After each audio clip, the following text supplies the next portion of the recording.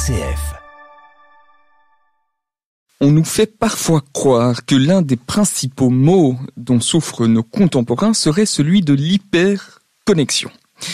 On nous le fait tellement croire qu'il y a quelques mois, d'ailleurs, dans son deal pour l'emploi, le gouvernement fédéral belge a prévu un droit à la déconnexion qui impose à certaines entreprises de prendre des mesures pour que leurs travailleurs ne soient pas joignables en dehors des heures de travail, ce qui est évidemment une très bonne chose.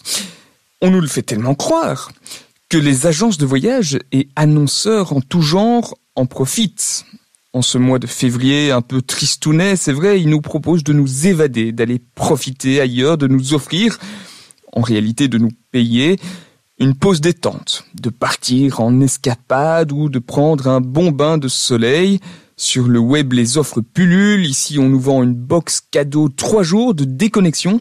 Là, on nous vend un véritable kit de déconnexion, sans oublier le petit livre Déconnexion mode d'emploi qui, en quelques clics, sera pour vous.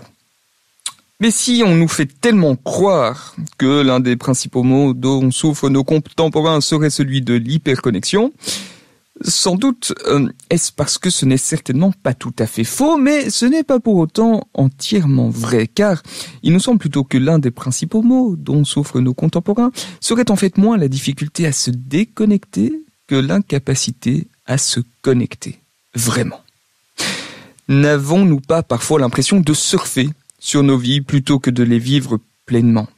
De rester à la surface plutôt que d'entrer en profondeur, de passer d'un rendez-vous à l'autre sans rencontrer pleinement, de manger sans savourer, de nous taire sans faire silence, d'écouter sans entendre, d'aller à la messe sans y être. Et tout cela nous épuise tellement qu'il nous arrive alors de ressentir le besoin de nous déconnecter sans pour autant avoir pris soin de nous connecter. Et voilà que s'apprête à surgir le carême, un temps trop souvent présenté comme celui de la déconnexion, de la privation, un temps qui nous inviterait à nous éloigner de nos petites et grandes addictions, ce qui est évidemment une très bonne chose.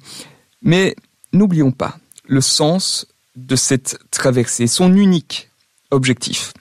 Le carême n'est évidemment pas là pour nous rendre moins accros, il est là pour nous rendre davantage connectés, davantage présents à l'autre et à tous les autres.